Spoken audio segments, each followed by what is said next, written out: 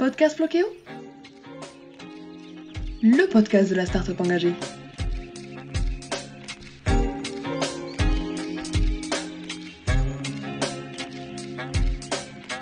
Bonjour et bienvenue pour cette 31e édition du Verre à moitié plein, le podcast de l'optimisme du tourisme durable par Floqueo. Après vous avoir proposé un petit aperçu de la culture arabe cette semaine, à travers une visite live de Marrakech, l'histoire de la calligraphie, la découverte de nombreuses destinations permettant de voyager de façon éco-responsable, nous sommes partis à la rencontre de Jean-Pierre, qui travaille pour l'association Voyageurs et Voyagistes éco-responsables. Il s'agit d'un réseau international de l'écotourisme, du voyage solidaire et participatif. Bonjour Jean-Pierre et bienvenue. Merci de participer à cet épisode. Pour commencer, est-ce que vous pourriez vous présenter, vous ainsi que votre organisme, s'il vous plaît? Bonjour, je m'appelle Jean-Pierre Lamique, je suis accompagnateur en montagne, auteur de divers ouvrages à propos du tourisme durable et président fondateur depuis 14 ans de l'association des voyageurs et voyagistes éco-responsables, gérée bénévolement et qui a pour objet principal celui de mettre en lumière les initiatives relatives à l'écotourisme ou au tourisme solidaire. Durant ma longue carrière d'accompagnateur de voyages culturels au départ et ensuite de trekking, j'ai eu l'occasion de vivre de longues périodes dans des pays musulmans ou arabes et par exemple une saison complète, plusieurs mois au Maroc, voyage en Égypte, j'ai traversé l'Algérie en moto, j'ai traversé la Tunisie également. J'ai eu la chance d'accompagner des voyages en Syrie, en Jordanie, ce qui me donne un aperçu assez large du monde arabe.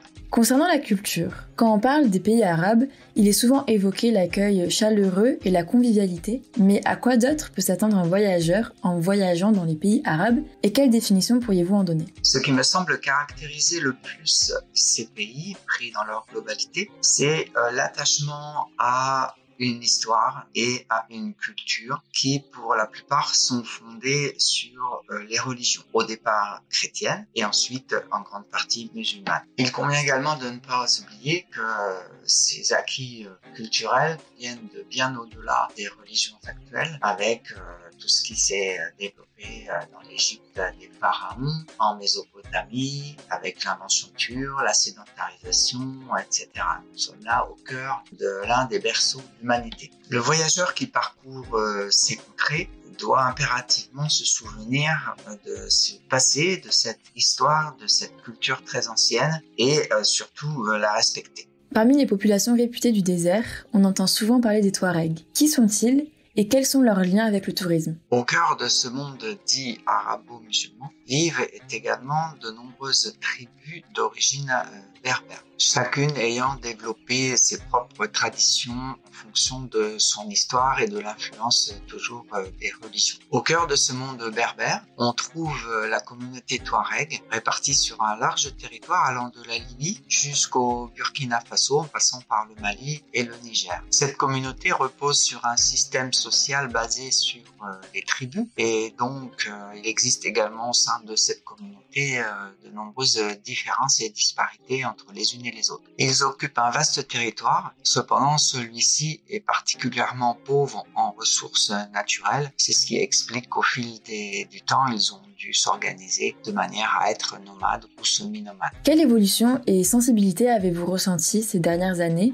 en matière de tourisme et protection de l'environnement dans la zone géographique où vous intervenez? À la fin des années 60 et au début des années 70, de nombreux jeunes Français se sont lancés à l'assaut du Sahara avec des 4L, des 2 chevaux, des combis Volkswagen ou autres. Et de ces expériences sont nées de nombreuses rencontres.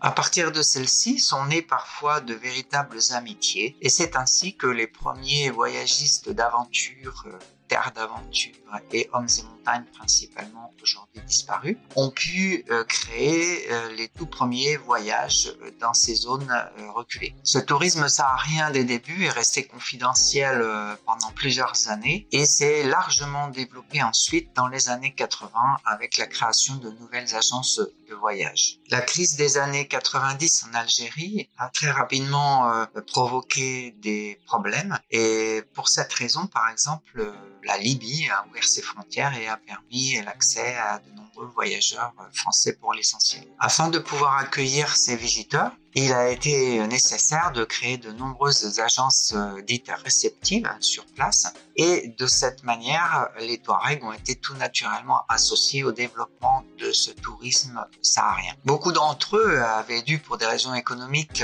se sédentariser et pour certains, c'était une véritable aubaine et une joie de pouvoir retrouver un mode de vie semi-nomade et en plus qui permettait d'en vivre dignement. Malheureusement, ce tourisme a généré la charterisation du désert, des aéroports à Djanet, à Tamanrasset et ailleurs en Mauritanie, qui permettaient l'accès rapide à ce désert. Et évidemment, de ce fait, sont nées de nombreuses surfréquentations. Au début du voyage dit d'aventure, il existait toujours la présence d'un guide français qui faisait l'intermédiaire entre les différentes cultures. On appelle ce rôle de médiation, très important en ce domaine. Évidemment, le succès de ce type de voyage a généré une concurrence féroce entre différentes agences d'aventure et afin de baisser les coûts, certaines se sont mises à partir de 97 à supprimer la présence du guide français. Et de fait, sont nés à partir de ce moment-là de nombreux problèmes. Ce tourisme d'aventure a repris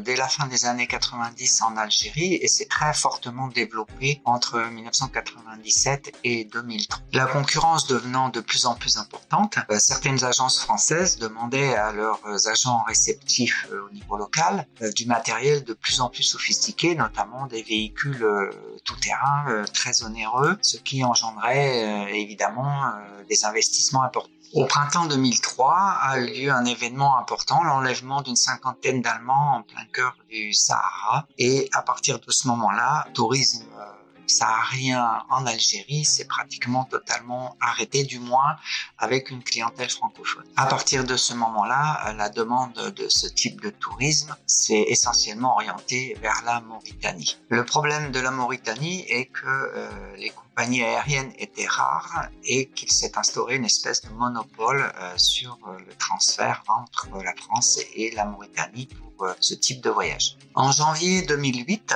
la France déconseille fortement à tout voyageur de se rendre en Mauritanie. À partir de l'automne 2008, avec quelques incidents ayant eu lieu dans le pays et divers communiqués, le principal affréteur annonce qu'il ne va plus desservir la Mauritanie. À partir de cette date, le tourisme saharien et dans le monde arabo-musulman, encore plus après les événements du printemps arabe, va s'effondrer totalement, laissant un nombre considérable d'agences réceptives avec le matériel qu'ils ont acheté et utilisé pour l'organisation de ces voyages. Après 2008, la Tunisie a bénéficié largement des problèmes qui prenaient place dans d'autres pays, mais seulement jusqu'au printemps arabe. Et ensuite, c'est essentiellement le Maroc qui a récupéré, entre guillemets, la plupart des demandes concernant le voyage d'aventure et les trekking dans la zone saharienne. Quelle activité et région engagée envers l'environnement conseillerez-vous à nos auditeurs ? Le Maroc a également bénéficié de la formation offerte par les Français via l'École nationale de ski d'alpinisme à ses guides historiques.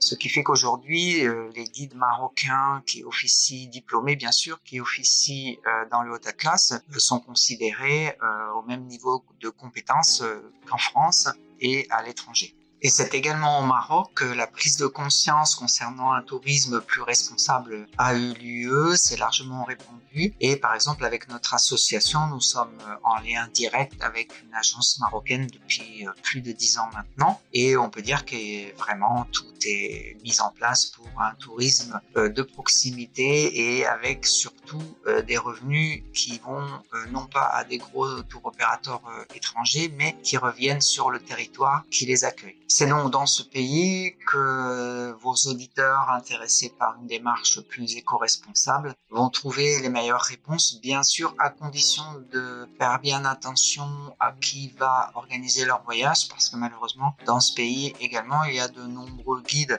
ou personnes liées au tourisme qui n'ont pas de formation réelle et qui se sont un peu inventés le titre qu'ils se donnent. L'avantage du Maroc, c'est que dans ce pays, on trouve de nombreuses propositions de voyages à pied, de voyages pour les enfants, accompagnés souvent avec un mode de transport, âne, dromadaire dans le sud, que l'on trouve aussi une offre intéressante au niveau du Sahara, même si les étendues sont moins vastes que celles qui étaient proposées en Algérie, en Libye ou ailleurs. Voilà, c'est une très bonne alternative à ce qui existait auparavant, avec parfois une bien meilleure qualité d'organisation. Merci beaucoup de nous avoir partagé toutes ces connaissances et de nous avoir permis de voyager en Orient le temps d'un instant. Il y aurait encore tant d'autres sujets passionnants à aborder sur la culture arabe. Merci aussi à vous, nos fidèles auditeurs, et merci pour vos retours. Ils nous poussent à vous offrir toujours plus de contenu pour vous permettre de faire des voyages engagés depuis chez vous. J'espère que cette rencontre vous aura transporté dans la culture des pays arabes. Si vous avez des questions, n'hésitez pas à les mettre en commentaire, nous vous y répondrons avec grand plaisir. Vous pouvez approfondir vos recherches sur cette destination en vous rendant sur le site officiel de la VVE et découvrir leur action en faveur de l'environnement. Mais aussi également en lisant sur le site Flokéo l'article de Saïd Benjeloun qui nous conte avec beaucoup de poésie l'histoire de la calligraphie arabe. Je vous souhaite une merveilleuse journée et en attendant le prochain épisode, n'oubliez pas de voir le verre à moitié plein.